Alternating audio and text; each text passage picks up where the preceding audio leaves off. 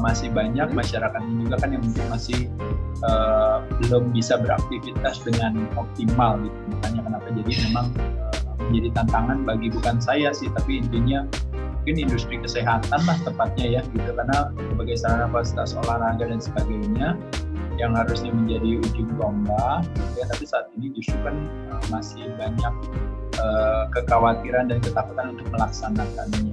Jadi memang ya tantangan aja, tapi ya kita berusaha mudah-mudahan depan bisa lebih baik lagi. Oke, baik Mas Ade. Memang dilema ya, di satu sisi kita ini wajib menjaga kesehatan terutama di tengah-tengah pandemi, tapi mungkin banyak juga ya akhirnya semacam ngeri-ngeri sedap gitu ya Mas ya untuk berangkat ke gym gitu. Nah, sebetulnya Mas Ade bicara mengenai kesehatan ya, saat ini sebetulnya yang perlu disadarkan juga kepada masyarakat bahwa selain pandemi COVID-19 ini yang dikhawatirkan adalah orang-orang yang punya penyakit penyerta. Tapi penyakit penyerta ini seperti diabetes, penyakit jantung, ini kan erat kaitannya dengan lifestyle kita sehari-hari sebetulnya ya Mas Ade ya. Nah Mas Ade boleh diceritakan dong sebetulnya bicara mengenai kesehatan itu apa sih yang harus mungkin dipenuhi oleh setiap individu agar mereka ini punya tubuh yang sehat dan tidak mudah terpapar penyakit-penyakit yang bisa jadi turunan atau juga karena tadi lifestyle hidupnya sehari-hari yang kurang baik gitu Mas Ade. Baik. Jadi sekali lagi teman-teman sekalian, mohon saya izin untuk sedikit bercerita secara umum ya Mbak Mas Ayu juga. Jadi sehat itu memang tidak menarik selagi masih kita miliki, baru menjadi begitu menarik pada saat dia pergi dari kita. Nah makanya kenapa ada tendensi kita untuk cenderung sewenang-wenang terhadap kesehatan kita. Sehat itu pada dasarnya sebenarnya bukan tujuan, tapi sehat itu sebenarnya syarat fundamental gitu ya. Jadi pada dasarnya untuk kita bisa menikmati hidup itu persyaratannya kita harus sehat gitu. Nah jadi sehat itu harus kita miliki. Nah memang kecenderungan dari kita itu adalah memang sewenang-wenang terhadap sehat. Kenapa? Karena badan manusia itu pada dasarnya begitu sempurnanya gitu ya. Teman-teman kadang nggak olahraga, makan sembarangan, sebagian masih mungkin merokok, mungkin ada konsumsi alkohol, mungkin banyak stres yang diadopsi sebagai gaya hidup, tapi kan tetap masih sehat gitu loh ya. Jadi makanya kenapa kita beranggapan kita nggak ada kebutuhan untuk mengedukasi diri kita untuk sehat. Tapi sekali lagi teman-teman sekalian, definisi sehat itu sesungguhnya adalah sehat adalah sebuah konsekuensi daripada akumulasi investasi perilaku kita. Begitupun juga dengan sakit adalah sebuah konsekuensi yang harus kita hadapi ketika terjadinya akumulasi daripada investasi perilaku kita, dalam hal ini yang tentu yang menjauhkan kita pada sehat itu sendiri. Nah, jadi oleh sebab itu, maka kenapa sebenarnya kita mesti paham, ada istilah yang mengatakan mencari sehat pada saat dimana sehat masih kita miliki menjadi mudah dan murah harusnya. Tapi ketika dia pergi dari kita menjadi mahal dan susah. Mahal harus bayar, susah belum tentu sembuh. Nah mumpung masih sehat, yuk kita jaga. Nah dalam situasi musim infeksi hari ini, kita menyadari betapa sebenarnya ada istilah yang mau saya katakan, sehat adalah bersahabat dengan pertemanan hati, sakit adalah bersahabat dengan perlawanan hati, badan terlalu cerdas untuk dibohongi. Jadi sebuah kepatuhan hanya akan bisa kita lakukan dengan senang hati kalau terjadi sebuah pemahaman. Tapi sebuah kepatuhan akan dilakukan dengan susah hati apabila fondasinya adalah perlawanan. Nah, ketika kita menciptakan perlawanan, makanya kenapa penyakit bahasa Inggris disebut dengan dis-is. Dis itu artinya tidak, is artinya nyaman. Jadi ketidaknyamanan yang kita lakukan sebagai sebuah fondasi, takut akan sakit, takut akan prematur kematian, itu adalah sebuah fondasi yang bukannya kokoh, tapi fondasi yang rapuh. Nah hal inilah yang makanya kenapa unik ketika hari ini ketakutan dan kekhawatiran kita adopsi sebagai gaya hidup kita dengan mengatasnamakan sebuah kebenaran. Nah yang kita lakukan teman-teman sekalian adalah kita kembali ke diri kita untuk bilang bahwa yang mau sehat saya. Sehat adalah sebuah syarat. Saya akan lebih bermanfaat bagi banyak orang kalau saya sehat. Nah oleh sebab itu justru kita ambil hikmahnya hari ini, yaitu adalah dengan adanya musim infeksi seperti ini, ketika seolah-olah sehat itu memiliki satu urgensi gitu, karena wah ini ada penyakit, dalam hal ini penyakit infeksi yang akan mengambil kesehatan kita dari diri kita. Justru saatnya kita justru melihat dari sisi yang menguatkan hati dengan berusaha untuk yuk mungkin saatnya saya mengambil pembelajaran untuk saya ambil hikmahnya. selama ini udah olahraga belum ya? Oh iya belum ya. Oh selama ini saya udah ngatur pola makan ya? Oh iya belum juga. Nah kenapa saya berbicara olahraga, pola makan, istirahat, pola pikir dan sebagainya? Karena teman-teman mesti memahami dulu musuh yang sesungguhnya yang kita hadapi. Nah sebagai contoh kalau kita berbicara yang namanya penyakit infeksi, teman-teman mesti paham ada beberapa yang disebut dengan yang namanya berbagai jenis daripada sebuah keracunan atau yang dikenal yang namanya toxicity. Toxicity itu bisa disebabkan atau racun yang datang ke tubuh kita itu bisa disebabkan oleh banyak hal. Satu bisa karena misalnya karena heavy metal, dua bisa karena polutan, tiga bisa karena energetik, ya. Keempat bisa karena mungkin proses fooding atau proses pembuatan makanan tersebut. 5 bisa karena mental, dan juga kalau kita berbicara penyakit infeksi itu yang disebut dengan namanya oportunis. Oportunis itu adalah dia yang akan mengambil kesempatan kepada tuan rumah yang ramah kepadanya. Jadi disinilah yang tadi saya maksud. Kalau teman-teman pola hidupnya tidak sehat, maka teman-teman menjadi tuan rumah yang ramah kepada si kesakitan tersebut. Tapi kebalikannya, kalau kita pola hidupnya sehat, maka kita akan menjadi tuan rumah yang buruk bagi kesakitannya.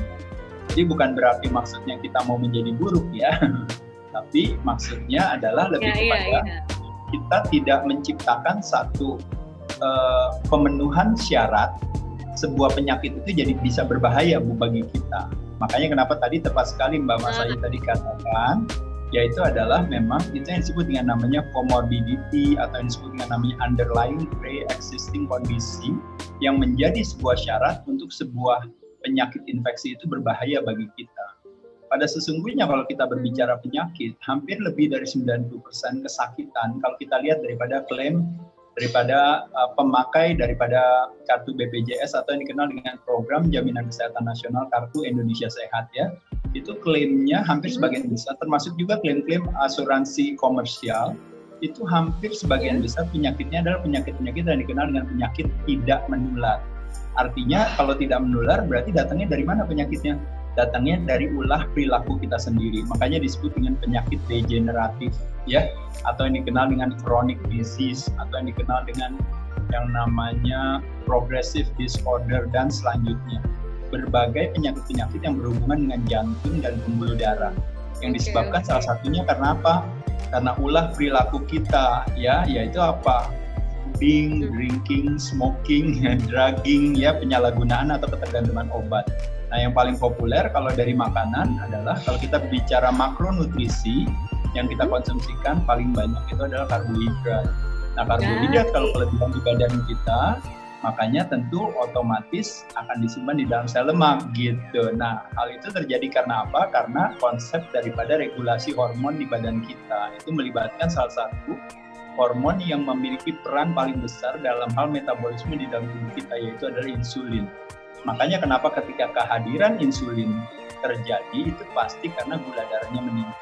Dan ketika gula darahnya meningkat, keinginannya atau kebaikannya insulin kan adalah mengembalikan kelebihan gula itu untuk disimpan di dalam sel dalam tubuh kita. Tapi karena kebanyakan makan gula, kebanyakan makan tepung, dan turunannya banyak makan nasi, makan kentang dan sebagainya, dan kita tidak olahraga ya. Nah pada saat itu maka semuanya akan disimpan di dalam sel lemak, apakah di liver maupun juga di seluruh tubuh kita gitu. Nah pada saat itulah terjadi yang namanya resistensi insulin, atau ketika sel di dalam tubuh kita ini tidak sensitif lagi terhadap insulin, makanya menciptakan yang disebut dengan namanya metabolic syndrome atau sindrom metabolisme, yaitu adalah yang menyebabkan berbagai penyakit yang berhubungan dengan jantung dan pembuluh darah. Mulai daripada heart attack orang bisa kena, mulai daripada stroke. Nah, dua jenis penyakit yang paling populer ya kalau teman-teman tahu. Selain itu juga diabetes tipe 2 gitu ya. Diabetes tipe 2 itu adalah ketika kita kebanyakan makan gula, karbohidrat terlebih. Selain itu juga penyakit-penyakit lain, termasuk juga kalau karena rokok hubungannya dengan saluran pernapasan.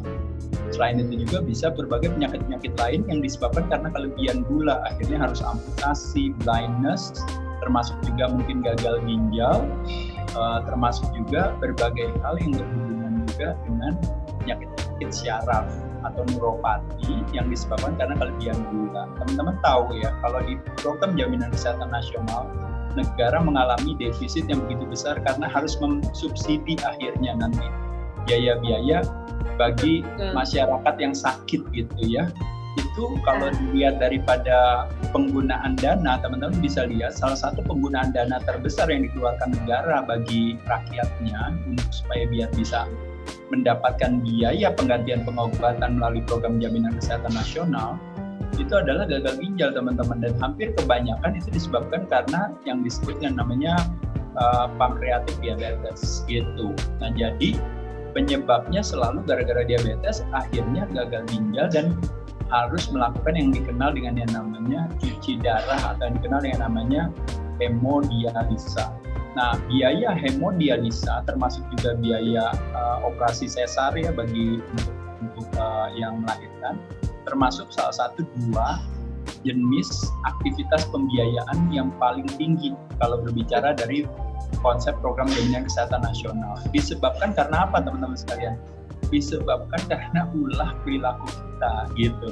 Dan yang paling uniknya adalah ketika ulah perilaku kita itu terus kita laksanakan, makanya pada saat inilah akhirnya kita justru menjadi mangsa pada si COVID itu gitu loh, teman-teman. Jadi mangsa karena dianggap tuan rumah buat si infeksi itu gitu ya Mas Ade. Aduh, ini jadi ingat-ingat ya, biasanya sobat PR yang punya hobi makan gorengan, udah gitu makan nasi, udah gitu makan perkedel, karbo semua itu isinya ya. Nah, ya mungkin kebiasaan-kebiasaan kecil yang nggak pernah kita sadarin dari pola makan itu juga nanti ada pengaruhnya sama pola tidur, pola istirahat kita begitu ya Mas Ade, dan sampai akhirnya ke olahraga. Nah Mas Ade bicara mengenai mungkin pola makan nih Mas Ade, sebetulnya ideanya seperti apa sih untuk kita semua supaya kita tetap sehat dan tidak terpapar virus, dan yang pasti tadi terhindar dari penyakit-penyakit tidak menular alias penyakit yang datang dari diri sendiri nih Mas Ade.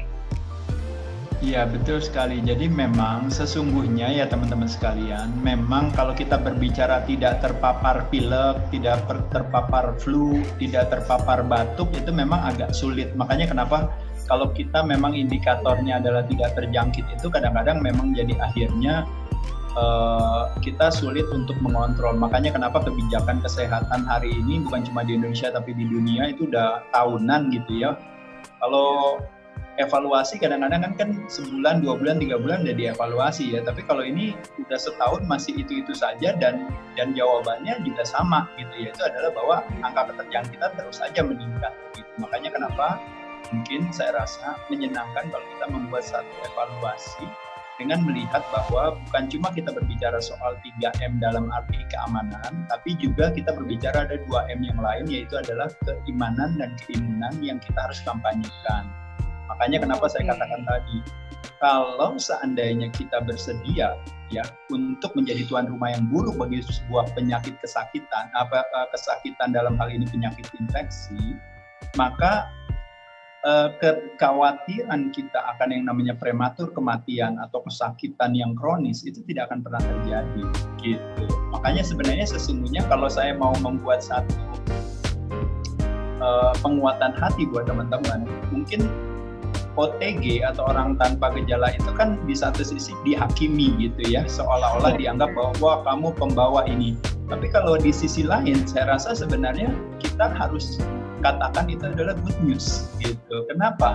Karena tuh lihat tuh teman-teman kena tapi nggak kenapa-napa gitu. Artinya apa? Artinya teman-teman berarti sekuat itu gitu ya. Nah itulah sebenarnya bagaimana sebuah respon tubuh ingin mengatakan kepada kita bahwa pada dasarnya tubuh manusia itu tidak selemah yang kita duga. Dan bahkan mungkin yang mau saya sampaikan kepada teman-teman sekalian adalah seperti ini. Tubuh manusia itu sebenarnya is not a individual entity, is a komunitas entity. Maksudnya apa? Maksudnya tubuh manusia itu terdiri dari 6 triliun sel, 60 triliun bakteria, 380 triliun virus. Belum ada nanti jamur, parasit, kuman yang lain-lainnya. Jadi kalau 380 triliun virus yang ada di tubuh manusia itu bisa dijadikan uang, kita, Mas Ayu sama saya jadi kaya raya kita ya kalau bisa jual virus ini. Iya, betul. Kan cuma 380 juta loh Mbak, ini 380 triliun. Jadi basically pada dasarnya manusia itu adalah sesungguhnya adalah makhluk kuman. Jadi is a walking ecosystem of germs, is a walking ecosystem of kuman itu sendiri. Makanya kenapa unik kalau bagi saya pribadi ketika memahami situasi hari ini, kita adalah makhluk kuman yang takut sama kuman gitu ya. Makanya kenapa makanya pada saat ini adalah makanya menjadi sebuah keunikan, apalagi dengan pendekatan sekarang yang justru mengarahkan kita kepada menjadi makhluk kuman yang steril gitu ya. Jadi apa-apa takut, apa-apa kita harus bersihkan dan sebagainya. Yang sesungguhnya adalah kalau kita secara alami pada dasarnya bagaimana kita bisa menciptakan antibodi itu adalah tentu dengan yang disebut yang namanya adaptasi. Makanya kenapa ada yang disebut dengan namanya adaptive immune system. Di dalam tubuh kita itu sistem yang namanya arsitek sistem kekebalan tubuh kita itu ada yang namanya pertama yaitu adalah sistem kekebalan bawaan atau yang dikenal dengan namanya innate immune system. Lalu ada juga yang dikenal dengan sistem kekebalan adaptif gitu, dan juga selain itu juga ada yang dikenal dengan namanya gut bakteria dan sebagainya. Jadi hampir sebagian besar imunitas di dalam tubuh kita itu berasal dari sebenarnya bakteri yang ada di badan kita. Nah, jadi saya cuma mau menyampaikan, kalau teknis mungkin terlalu panjang, tapi intinya saya cuma mau mengatakan kepada teman-teman sekalian bahwa tubuh manusia itu secerdas itu loh ya teman-teman, dan jangan pernah merendahkan kecerdasan tubuh kita sendiri. Oke. Jadi menarik ya Mas Ade bahwa ternyata pola pikir kalau ingin terbebas dari virus itu tadi keimanan kita, dan masalahnya adalah bagaimana kita sendiri sadar bahwa menjaga diri agar tidak jadi rumah yang ramah bagi virus itu adalah kembali lagi ke pola makan, bagaimana kita hidup selama ini begitu ya. Jadi mungkin kalau kita lihat ya Mas Ade, ini banyak yang bingung sebetulnya selama pandemi. Kalau gitu saya supaya sehat olahraga gitu ya. Nah kira-kira olahraganya idealnya seperti apa sih Mas Adi yang bisa dilakukan oleh masyarakat? Karena kalau kita lihat nih sekarang lagi banyak tren yang muncul justru ketika pandemi. Misalkan ada 10,000 step a day gitu ya Mas Adi ya, 10.000 langkah sehari, ada yang begitu. Ada juga yang akhirnya ikut-ikut kelas online untuk olahraga gitu. Tapi sebetulnya idealnya seperti apa sih Mas? Supaya kita tetap bergerak, tetap berolahraga, walaupun di satu sisi pola makannya belum benar dan masih banyak yang ngerokok mungkin ya dan lain sebagainya. Silakan Mas Ade. Ya, jadi sekali lagi mungkin makanya yang saya sering katakan kepada teman-teman sekalian yang disebut dengan namanya protokol sehat, proteksi dari luar kita sudah jalankan, kita harus mengimbanginya dengan yang namanya protokol sehat, proteksi dari dalam, yang artinya merubah pola perilaku kita sehingga kita akan menciptakan yang namanya keimunan dan keimanan yang kuat, sehingga keamanan itu otomatis pasti akan hadir.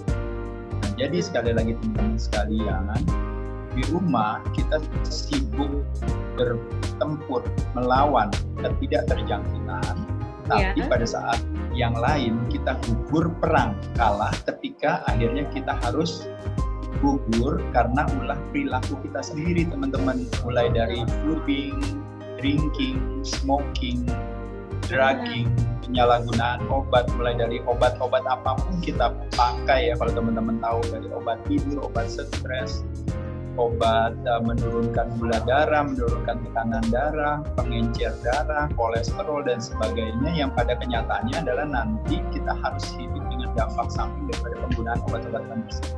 Nah, jadi yang mau saya sampaikan sekali lagi tadi, jangan kelaparan akan arti dan makna.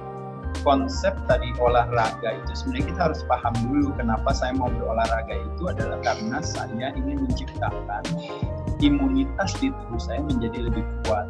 Jadi bukan cuma olahraga, tapi juga pengaturan pola makan, istirahatnya juga, dan juga terutama adalah pola pikir. Kenapa? Karena kalau teman-teman sekalian mau sehat tapi dengan fondasi takut akan prematur kematian atau sakit, maka ketakutan dan kekhawatiran itu tidak bisa dijadikan sebagai lifestyle yang kita adopsi untuk mengharapkan badan bisa tumbuh dan berkembang, karena kita didominasi oleh yang disebut namanya stress response.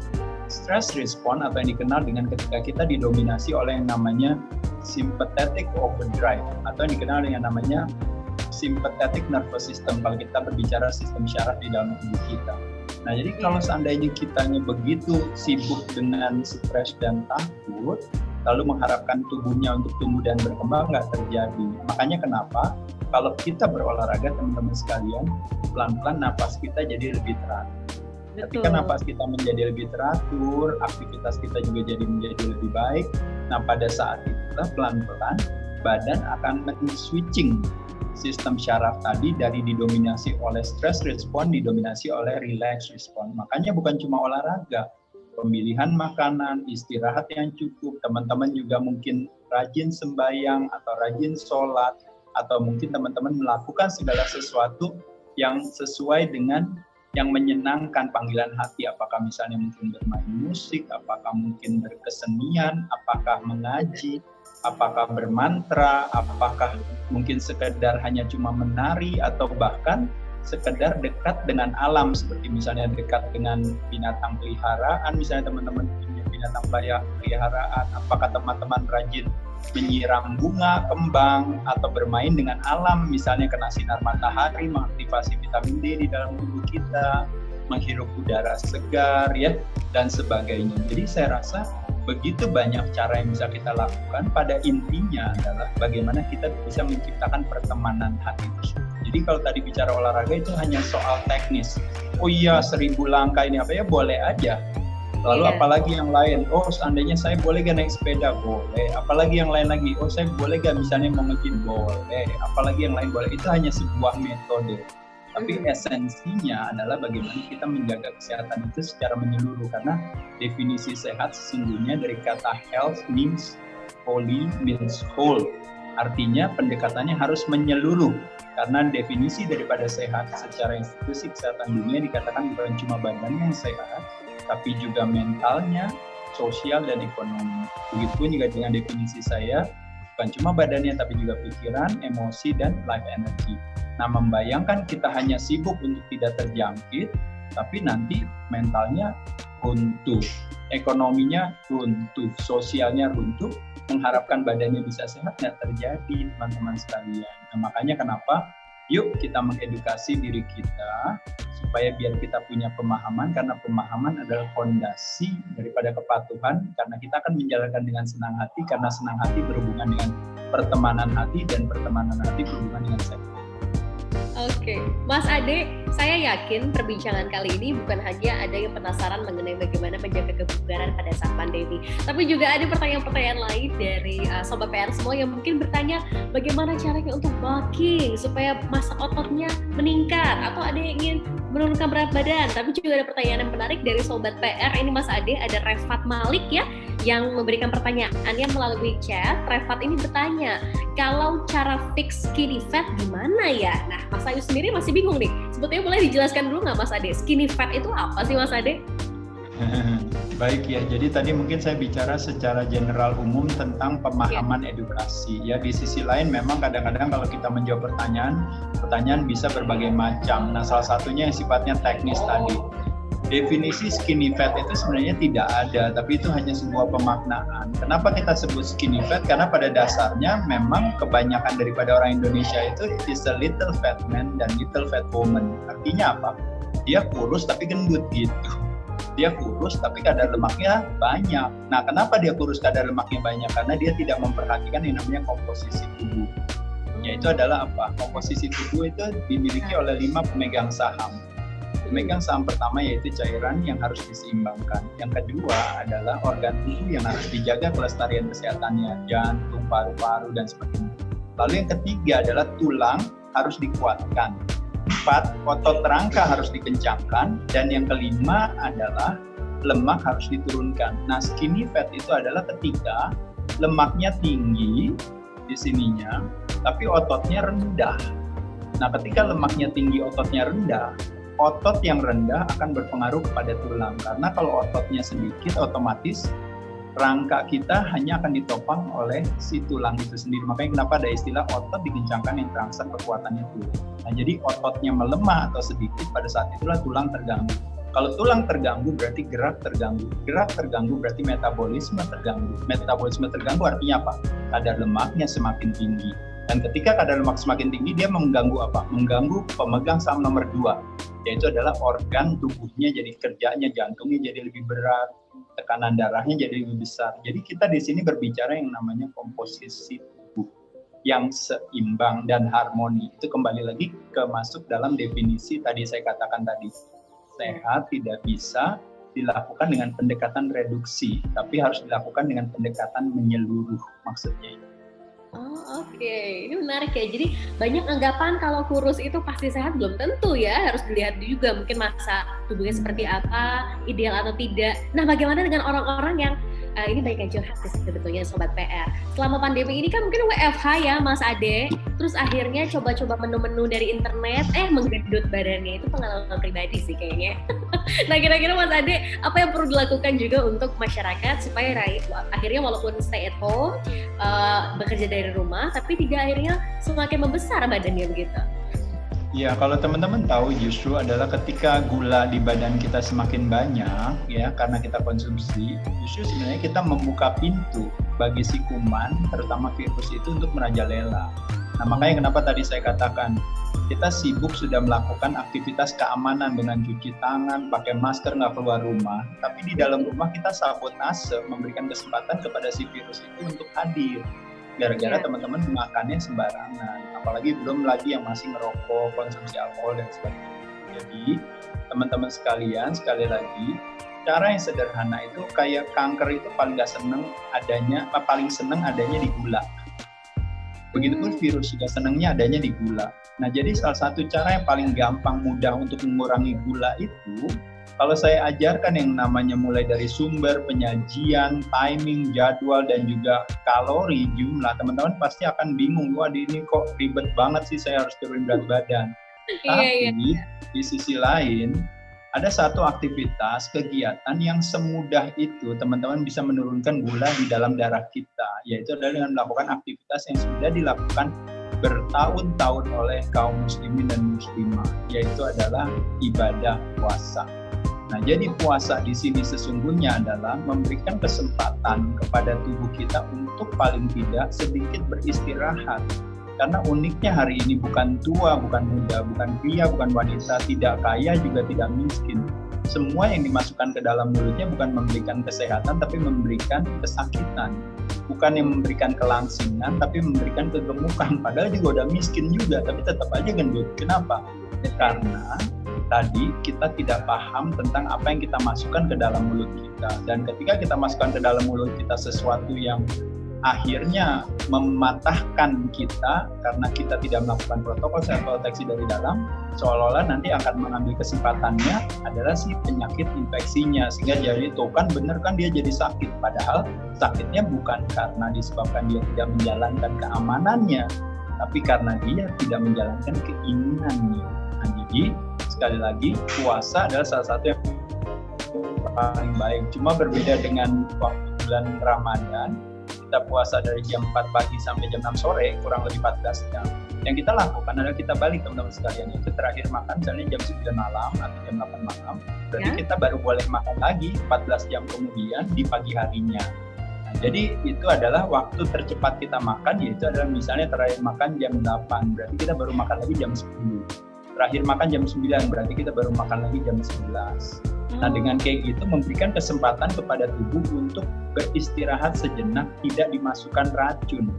Loh, bukannya Mas Ade kalau makan itu jadi kita jadi tenaganya bagus, betul, tapi hampir sebagian besar kita masukinnya bukan masukin makanan yang artinya justru menyembuhkan atau mengobati, tapi yang kita kasih adalah menyakitkan atau meracunkan gitu ya, terutama yang datang dari gula yang berlebihan dan juga lemak yang buruk yang kita konsumsikan. Hampir sebagian besar adalah justru malah lemak-lemak yang pro-inflamasi, yang penuh peradangan dan sebagainya. Makanya kenapa saya ajak teman-teman untuk kayak saya bersyukur di belakangan sejak musim COVID ini saya ada kesempatan untuk berbagi sama teman-teman, apakah melalui Instagram, apakah melalui YouTube, berbagai edukasi-edukasi seputar tentang pola hidup sehat. Karena itu yang that's the least yang bisa saya lakukan gitu ya.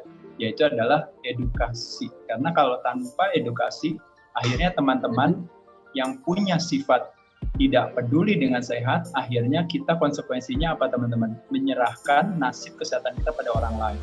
Dan ketika kita menyerahkan nasib kesehatan kita pada orang lain, nanti kalau seandainya kenapa-napa kitanya, teman-teman nggak bisa protes. Paham nggak teman-teman sekalian? Jadi sama aja kalau kecerdasan keuangan kita rendah, kita bilang ya udahlah saya serahin aja nasib keuangan saya kepada orang lain. Dan ketika nanti kita miskin dan bangkrut, teman-teman nggak boleh protes, harus hidup dengan konsekuensinya.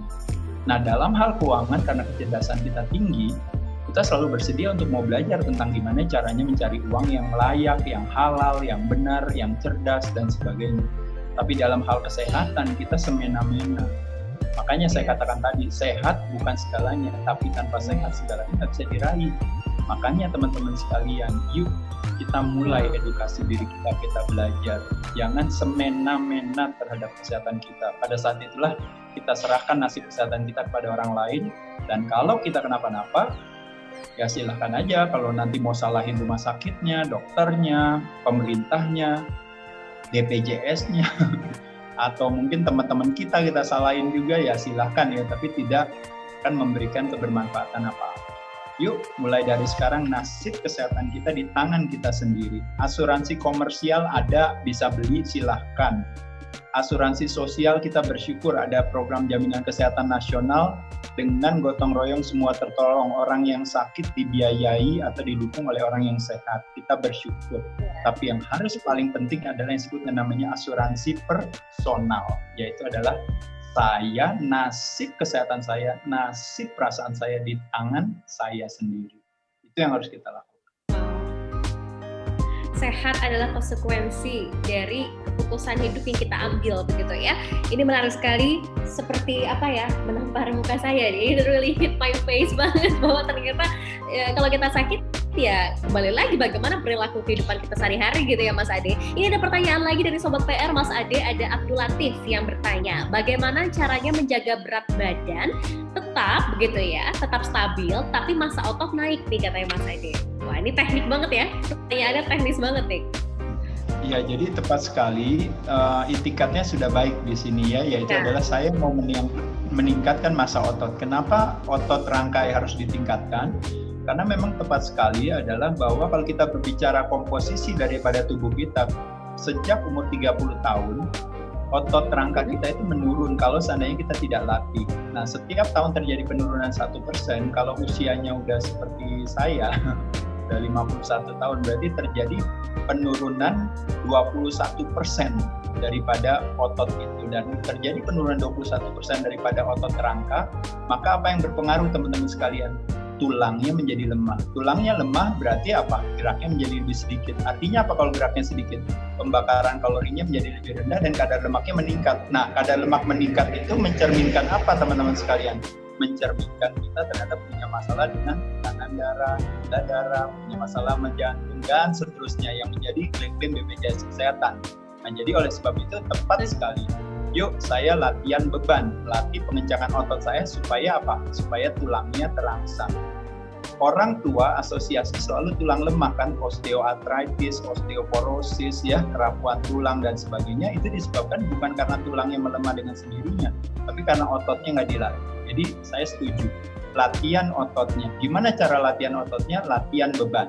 Bisa dengan menggunakan tubuh sendiri, bisa dengan menggunakan alat bantu. Nah, selain itu, kalau makannya seperti apa? Kayak tadi kan, tadi makannya sebenarnya sama juga, tapi kita mencoba untuk fokus kepada sesuatu yang esensial. Yang esensial di sini adalah kalau istilahnya necessary for life, yang penting bagi hidup kita itu adalah yang namanya protein dan lemak. Protein itu dari kata protos yang utama sebagai zat pembangun, begitupun juga lemak juga esensial juga sebagai zat pembangun kalau kita berbicara yang namanya asam lemak di dalam tubuh kita. Nah, jadi oleh sebab itu teman-teman sekalian, yuk fokus kepada pola makan kita. Karbohidrat hanya kasih tenaga selama kita membutuhkan. Tapi kalau kelebihan disimpan di dalam sel lemak jadi penyakit. Tapi kalau lemak, kita harus memilih lemak yang baik, lemak yang buruk. Makanya nanti teman-teman bisa lanjutkan, nanti belajar kita sama-sama tentang definisi-definisi tersebut. Tapi intinya sekali lagi saya ucapkan selamat buat Bapak ya, yang tadi bersedia untuk oh ya saya mau latihan beban, Mas Ade, berarti bagus. Lakukan latihan beban setiap hari, bisa dengan menggunakan tubuh sendiri, ya. Misalnya teman-teman tahu push up, plank, ya. Mungkin melakukan aktivitas squat atau lunges di rumah, itu sudah bagus. Kalau bisa ke pusat kebugaran, ya bagus lagi, nggak ada masalah. Pusat kebugaran dari katanya sama seperti pusat pendidikan, fitness center, education center. Di sana ada sumber daya alat, fasilitas, juga ada sumber daya manusia yang membantu kita, ya, supaya bisa kita mendapatkan hasil yang lebih baik. Tapi di sisi lain, boleh nggak saya nggak usah ke sekolah, di rumah aja? Boleh. Boleh nggak saya nggak usah pergi ke fitness center, mau di rumah aja? Boleh. Apa aja boleh. Yang penting pokoknya kita lakukan segala sesuatunya yang mengarahkan kita pada sehat. Jadi salah satu kunci daripada yang namanya kalau berbicara kesehatan, bahkan ngomongin sampai awet muda ya teman-teman ya, bicara kesehatan, salah satunya kalau bicara musim infeksi ini, salah satu yang bisa membunuh kuman itu adalah kalau kita rajin melatih kekuatan otot kita, karena kita menciptakan yang disebut namanya physical stress, bukan emotional stress tapi physical stress, sehingga kita mengedukasi badan untuk akhirnya dia merespon jadi lebih kuat, termasuk dia lebih kuat terhadap kuman. Oke. Mas Ade, kembali lagi ke purpose atau tujuan kita ketika kita memutuskan untuk berubah pola hidup dan berolahraga. Kalau Mas Ade sendiri, mungkin Sobat PR juga punya pengalaman yang sama, ingin lebih aware sama kesehatan karena punya riwayat penyakit dari orang tua yang diabetes, penyakit jantung, dan pernah stroke. Ini adalah 3 hal yang paling kita takutkan, dan selama masa pandemi ini yang muda-muda begitu ya, banyak yang mengatakan wah kalau muda sih sehat gitu. Nah sebetulnya Mas Ade di usia-usia 25 tahun ke atas, 30 tahun begitu, apakah ini adalah usia yang cukup tepat Mas Ade untuk kita akhirnya memulai keputusan baru agar hidup lebih sehat sebagai investasi di usia nanti 50-60 tahun begitu ya? Apakah ini bisa dilakukan seperti Mas Ade? Apakah ada kata terlambat untuk hidup sehat atau bagaimana sih sebetulnya Mas Ade? Ya, jadi kita suka salah paham lagi ya, kembali lagi Mbak. Jadi sehat itu bukan miliknya orang muda, bukan miliknya orang tua, bukan miliknya anak-anak. Sehat itu milik semua orang. Karena sehat itu adalah syarat gitu ya. Mau kita umurnya 25, mau kita umur 30, ya kita memang mesti sehat karena kita harus memenuhi syarat. Sehat itu tidak butuh motivasi. Kenapa? Karena teman-teman udah tahu. Kalau saya tanya sama teman-teman pilih mana? Pilih sakit perut atau pilih sehat? Pasti pilihnya sehat. Kalau saya tanya teman-teman pilih pusing apa pilih sehat? Pasti pilihnya sehat. Jadi sehat itu justru nggak butuh motivasi gitu. Tapi sehat itu kan adalah sebuah syarat yang memang harus dipenuhi saja gitu. Nah, membayangkan teman-teman ibaratnya merasa bahwa sehat itu akan datang dengan sendirinya, hal itu tidak terjadi. Ibarat uang harus diraih, sehat pun juga harus diraih gitu. Tapi uniknya dalam hal kesehatan, tubuh manusia itu begitu cerdas dan sempurnanya. Makanya kenapa kadang-kadang sampai hari ini aja teman-teman pola hidupnya juga berantakan ya. Tapi teman-teman masih punya sehat ya gitu ya. Jadi bayangkan kalau teman-teman mau memberikan perhatian pada tubuh kita. Nah, jadi sekali lagi teman-teman sekalian, tidak ada kata terlambat buat punya pola hidup yang lebih sehat. Tidak ada kata terlambat buat memulai olahraga. Tidak ada kata terlambat buat mengatur pola makan. Waktu kapan yang paling tepat untuk memulai olahraga? Sekarang. Usia kapan yang tepat untuk memulai olahraga? Sekarang. Usia kapan yang paling tepat untuk merubah ulah perilaku kita? Sekarang. Jadi tidak ada kata terlambat. Wow. Ini buat yang masih rebahan, kaum rebahan, ayo mulai harus olahraga nih ya Sobat PR ya, berubah pola hidup sehat. Mas Ade, mungkin banyak tadi yang juga cukup mungkin sangat luar biasa begitu mendengar bahwa usia dari Mas Ade adalah 51 tahun begitu Mas Ade. Impian semua orang pasti ingin seperti Mas Ade, still looking young, still looking fresh every day, dan sehat gitu ya. Nah sebetulnya Mas Ade, bagaimana Mas Ade sendiri sampai usia saat ini 51 tahun terus memaintain kehidupan sehari-hari dan kesehatan terutama supaya tetap awet muda, karena pasti banyak juga yang ingin awet muda begitu ya, dan sehat begitu. Apakah tadi intermittent fasting juga mungkin banyak masyarakat yang kenal puasa jendela makan. Nah ini apakah juga salah satu kunci dari awet mudanya sosok Mas Adera ini? Iya, itu kalau awet muda kan pemaknaan aja ya, tapi teman-teman sama ibaratnya membayangkan saya mau punya di kebun saya itu bunga yang mekar dan wangi, saya mau punya buah yang manis, Jawabannya ya sederhana, hanya rajin aja menyirami akarnya. Nah ya, jadi akarnya itu adalah memang adalah pola perilaku kita, teman-teman sekalian gitu. Jadi saya bagaimanapun juga bersyukur sampai hari ini loh, bukan besok ya, sampai hari ini aja ya, masih diberikan yang namanya kemandirian sehat. Ya bersyukur, ibaratnya nggak pernah nyusahin orang harus masuk rumah sakit dan sebagainya. Juga saya bersyukur sampai hari ini nggak mengalami itu juga, karena mungkin tidak terjadi kecelakaan dan sebagainya, sehingga terakhir saya nyusahin orang masuk rumah sakit ya 51 tahun yang lalu, itu pun ibu saya gitu yang masuk, bukan saya. Waktu dilahirkan ya masuk rumah sakitnya ya. Oke.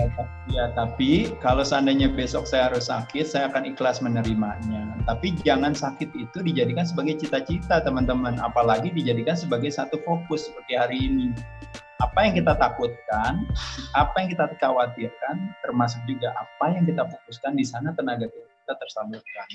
Ya, jadi kalau saya besok sakit, saya akan ikhlas menerimanya. Tapi jangan mau kalau sakit itu karena murni karena investasi perilaku kita gitu yang selama ini yang kita lakukan. Dan uniknya ya teman-teman sekalian, kalau seandainya umur 50 tahun itu baru merasakan nanti sakit atau masuk rumah sakit, sebenarnya menyenangkan. Kenapa? Karena artinya membayangkan kita punya garansi kepada seluruh masyarakat di Indonesia bahwa tidak ada tuh di rumah sakit yang umurnya di bawah 50 tahun. Semua yang sakit itu baru di atas umur 50 tahun. Bukankah itu yang sesungguhnya flattening the curve yang sesungguhnya? Bukankah itu yang seharusnya yang kita bisa menciptakan satu bantuan kepada pemerintah kita atau negara kita untuk bilang bahwa hanya yang membutuhkan nanti yang perlu tenaga medis, sedangkan yang muda-muda dari kita nggak perlu gitu. Karena apa? Karena dengan kita sehat kita bisa bersedekah bagi banyak orang, dengan segala jatah kita yang negara harus biaya itu bisa dimanfaatkan bagi orang yang membutuhkan. Nah, jadi tips saya sederhana, satu adalah saya pikirin aja apa yang masuk lewat mulut saya, harus memberikan kesehatan atau keburukan. Dalam hal makanan, apa yang saya lakukan? Saya memakai 4 elemen sebagai reminder saya. Satu adalah pilihlah sumber yang tepat sesuai dengan kebutuhan kita masing-masing. 2 adalah penyajiannya. Penyajian banyak bervarian, bisa dikukus, panggang, bisa variasi, kombinasi, rotasi. Lalu yang ketiga adalah timing jadwal. Makan ya sesuai dengan kebutuhannya kita, teman-teman sekalian. Kayak tadi puasa, kenapa kita bisa punya jendela makan? Karena jendela makan kita biasanya makannya 18 jam. Nggak makan cuma 6 jam waktu kita tidur. Sudah bayangin kan kalau makanannya berapa jadi yang masuk ya. Tapi kalau kita pelan-pelan coba untuk melakukan aktivitas seperti di bulan Ramadan, berarti 14 jam kita nggak makan, teman-teman sekalian. Berarti waktu makan kita tinggal 10 jam. Ya otomatis racun yang masuk jadi lebih sedikit. Nah bayangkan kalau 10 jam itu kita potong lagi jadi tinggal 6 jam. Akhirnya kita makannya jadi 18 jam. Jadi terakhir makan misalnya malam jam 9 malam, kita baru makan siang aja jam 1 siang. Nah pada saat itu apalah teman-teman, pada saat itulah waktu makan kita menjadi lebih sedikit dan kita bisa memilih lagi ya sumber makanan nanti yang baik. Nah otomatis sehat akan mengikuti kita gitu lah teman-teman. Makanya kenapa jangan kita itu ignorance atau tidak peduli dengan kesehatan, seolah-olah sehat itu bisa dibayar dengan obat gitu. Jadi beli apa ya biar supaya saya sehat?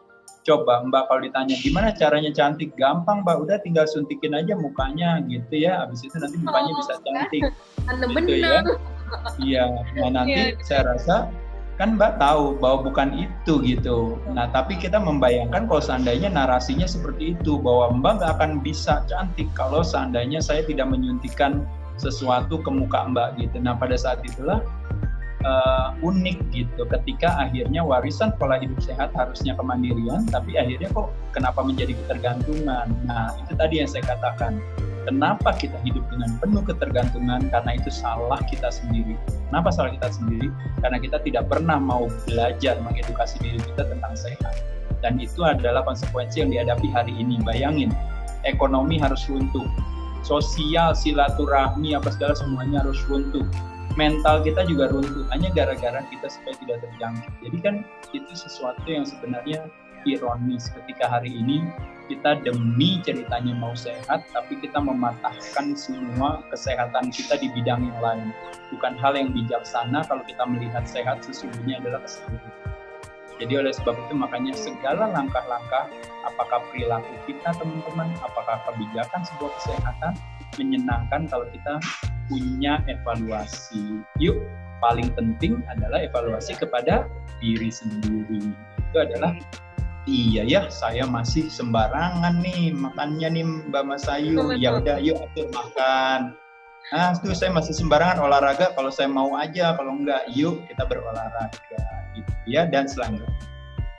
Mas Ade tadi adil ya, sudah ada pertanyaan bagaimana untuk maintenance body weight, menjaga supaya berat badan stabil tapi masa otot naik. Ada yang bertanya untuk losing weight, dan ada juga yang punya pertanyaan dari saya agak baca sedikit, Iswahyudi Ibrahim. Iswahyudi Ibrahim dari live chat menanyakan ya, bagaimana cara mengecilkan perut tanpa mengecilkan bagian tubuh yang lain untuk usia 50 tahun ke atas. Nih ada pertanyaan nih. Iya, kalau seandainya aja gitu.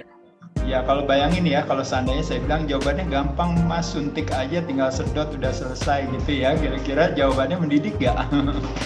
Nah jadi kita nggak mau melakukan hal itu. Yang kita lakukan adalah dengan cara, kenapa berat badan kita meningkat Mas? Karena biasanya apa yang kita masukkan ke dalam mulut kita pasti lebih banyak daripada apa yang kita keluarkan, kan gitu kan. Makanya kenapa tadi salah satu cara yang sederhana adalah jendela makan saya harus dipersempit aja, jadi jendela tidak makan saya yang diperlebar gitu. Itu satu.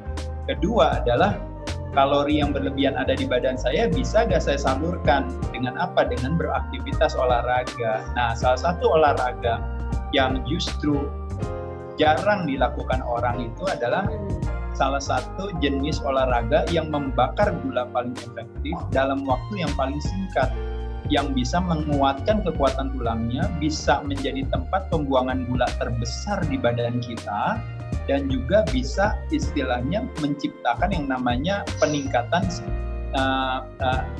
sensitivitas daripada si insulin tersebut, yaitu apa?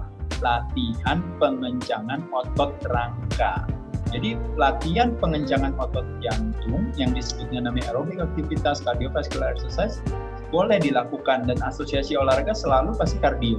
Kalau ditanya, sebutkan 5 jenis olahraga yang paling populer dilakukan oleh pembaca pikiran rakyat.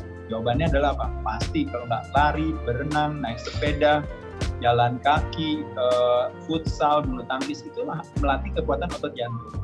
Nah, sedangkan melatih kekuatan otot rangka adalah dengan melakukan aktivitas pengencangannya, yaitu yang disebut namanya resistance training atau resistensi training, yaitu adalah dengan menggunakan tubuh sendiri, bisa dengan menggunakan alat bantu seperti misalnya mungkin rubber band, bisa dengan dumbbell, bisa dengan barbell, bisa dengan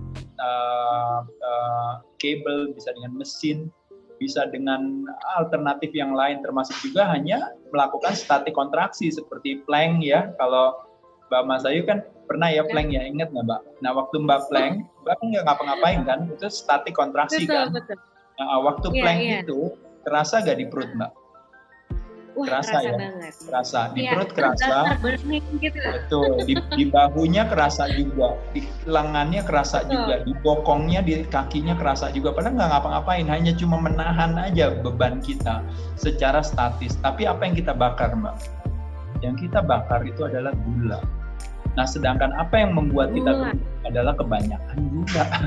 Jadi gula di sini bukan gula pasir saja ya teman-teman, tapi adalah ketika kita makan roti itu dirubah hanya dalam waktu sejam udah jadi gula. Kita makan mie dirubah beberapa menit akan jadi gula. Kita makan apa lagi? Tepung dan turunannya itu semua dirubah jadi gula. Belum lagi gula-gula yang tersembunyi yang berasal dari minum-minuman teman-teman sekalian, ya kan? Minuman banyak, soft drink, selalu teh manis dan sebagainya. Nah pada saat itulah semuanya disimpan di dalam sel lemak dan akhirnya berpengaruh kepada sensitivitas kita akan insulin. Selnya jadi tidak sensitif lagi, terjadi metabolic syndrome, tekanan darah jadi berat, kerja jantung jadi besar. Jadi teman-teman sekalian, penyebab kesakitan itu selalu dari ulah kita, termasuk yang namanya penyakit infeksi. Jadi di komplek kita sudah minta tolong mulai dari Polsek, Polres, Kodim, Kodam, semua udah jagain di depan komplek kita. Tapi tetap aja tetap terjadi kemalingan. Kenapa? Karena rumah kita, kamar kita, garasi kita semuanya kita buka. Jadi malingnya datangnya bukan dari luar teman-teman, tapi malingnya datangnya dari tetangga sendiri karena semuanya dibuka gitu. Itu yang disebut dengan yang namanya menjalankan protokol sehat dari luar tapi tidak atau mengindahkan protokol sehat dari dalam. Menjalankan keamanan tapi tidak menjalankan keimanan dan keimunan. Itu yang saya maksud. Iman dan imun. Oke, tadi kita sudah jawab soal bagaimana caranya mungkin menurunkan berat badan, kemudian untuk agar berat badan stabil, dan yang terakhir mungkin Mas Ade ini punya cerita ya di masa muda, remaja dulu. Ini saya lihat di Instagram, Mas Ade ini pernah punya berat badan dengan tinggi 180 cm begitu ya. Berat badannya hanya sekitar 55 kg, betul ya Mas Ade ya? Around 55 kg gitu. Nah, dari punya mungkin berat badan yang cukup rendah sampai akhirnya punya badan yang luar biasa seperti sekarang, begitu bagaimana tipsnya untuk orang-orang yang ingin mungkin menaikkan berat badan, ingin bulking, seperti apa nih Mas Ade? Iya, jadi mungkin nanti teman-teman bisa nonton di video edukasi saya ya. Saya akan jelaskan secara teknis, tapi mungkin secara umum saya cuma mau bilang bahwa kalau komposisi tubuh yang saya naikkan ototnya gitu Mbak. Nah, jadi makanya kenapa waktu itu saya berfokus kepada latihan beban, bukannya berfokus kepada cardio exercise. Jadi latihan beban itu saya pakai latihannya justru otot-otot yang justru bisa bagian-bagian daripada tubuh kita yang bisa menampung otot paling banyak itu adanya di kaki sama adanya di punggung. Nah, jadi latihan kaki dan latihan punggung lah yang menjadi satu prioritas saya. Gimana caranya untuk menaikkan berat badan. Jadi saya menaikkan berat badan dalam arti lean body mass-nya, ototnya saya naikin, tapi bukan semata-mata makan sembarangan sebanyak-banyaknya, tapi nanti akhirnya jadi disimpan di dalam sel lemak. Nah, makanya jadi saya fokusnya setiap hari waktu itu memang mungkin 4 kali seminggu ya gitu, saya lakukan latihan pengencangan otot rangka. Nah, otot itu juga lebih berat daripada lemak kalau teman-teman tahu. Jadi kalau yang bagi yang kurus mesti rajin latihan pengencangan otot rangka. Kardionya kayak yang biasa main badminton berjam-jam, yang biasa naik sepeda berjam-jam, biasa mungkin main bola atau futsal berjam-jam, itu dikurangin dulu teman-teman. Jadi jangan terlalu banyak kardio. Jadi fokus aja dulu ke peningkatan berat badan. Nah, berbeda dengan yang menurunkan berat badan, karbohidratnya dikurangi. Bagi yang meningkatkan berat badan, karbohidratnya boleh dicukupi, tapi tetap dari sumber yang baik, yaitu adalah sumber-sumber yang mengandung serat yang tinggi, gitu, dari hal-hal yang alami, kayak dari ubi, dari singkong. Ya kalau seandainya harus nasinya nasi merah misalnya, dan sebagainya. Sayuran tetap jalan. Protein bisa didapat dari hewani dan nabati, teman-teman boleh variasikan juga. Lemak pun juga sama, bisa dari berbagai sumber, tapi kalau bisa rasio omega 3-nya lebih tinggi daripada omega 6-nya, karena dia yang anti inflamasi atau peradang. Kurang lebih kira-kira itu secara nanti detailnya teman-teman bisa belajar sama saya nanti di media yang lain ya. Follow Instagram dan YouTube Mas Ade pasti untuk dapat informasi lebih banyak lagi begitu ya. Mas Ade, mungkin sebelum menutup perbincangan kita kali ini, masih banyak orang yang memutuskan untuk tetap berolahraga di sarana olahraga seperti mungkin fitness begitu ya. Saya juga masih nge-gym begitu sampai sekarang. Nah, kira-kira ada tipsnya nggak untuk orang-orang yang masih berolahraga di tengah pandemi ini agar tetap menaati protokol kesehatan begitu ya? Dan juga apa harapan dari seorang Ade Rai untuk Indonesia ke depannya, walaupun kita sampai saat ini masih sama-sama menghadapi pandemi COVID-19. Silakan Mas Ade. Ya, terima kasih Mbak. Jadi sekali lagi mungkin kalau harapan saya hanya lebih kepada mudah-mudahan masyarakat di Indonesia itu sifat ketidakpedulian kita untuk tidak mau belajar tentang sehat itu dikesampingkan. Justru sifat kita untuk mau cari tahu dan belajar tentang sehat itu dikedepankan. Jadi edukasi pasti menjadi hal yang sangat penting. Menyenangkan kalau kita mengedukasi diri kita sehingga akhirnya terjadi sebuah pemahaman. Ada istilah yang mengatakan bukan cuma tak kenal maka tak kebal, tapi juga tak kenal maka tak sayang, gitu ya. Jadi pengetahuan itu harus diperkenalkan kepada kita sehingga kita bisa punya kesenangan atau punya kesayangan untuk mau terus belajar, karena pembelajaran inilah nanti yang akan mengarahkan kita kepada kesehatan. Bukannya ketika kita tidak peduli dengan belajar, akhirnya yang terjadi nanti justru malah mengarahkan kita kepada kesehatan. Ya, Jadi mudah-mudahan teman-teman bersedia untuk mengambil hikmah di musim infeksi ini.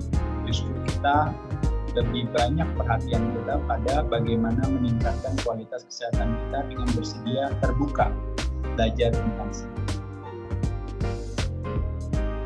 Oke, baik. Mas Ade, terakhir ini ada pertanyaan dari Sobat PR di live chat. Kalau nggak terjawabkan mungkin tidak bisa memutus juga nih mitos-mitos di tengah-tengah masyarakat ya. Jadi ada Kenly Salim yang saat ini sedang menjalankan intermittent fasting dan low carbs diet. Nah, apakah minum air dingin dapat memperlambat penurunan berat badan? Nah, ini ada yang bilang nggak boleh minum air dingin, nanti cepet gendut. Bener nggak tuh Mas Ade? Ya, kalau itu langsung ya jawabnya ya mitos aja ya. Pada dasarnya sebenarnya temperatur air itu apakah dingin, apakah panas itu sebenarnya tidak mempengaruhi sesuatu. Kalau membayangkan minum dingin itu bisa gemuk, berarti kesimpulannya minum panas berarti bisa kurus dong. Kalau gitu lain kali minum air panas aja terus ya semuanya jadi pada kurus ya.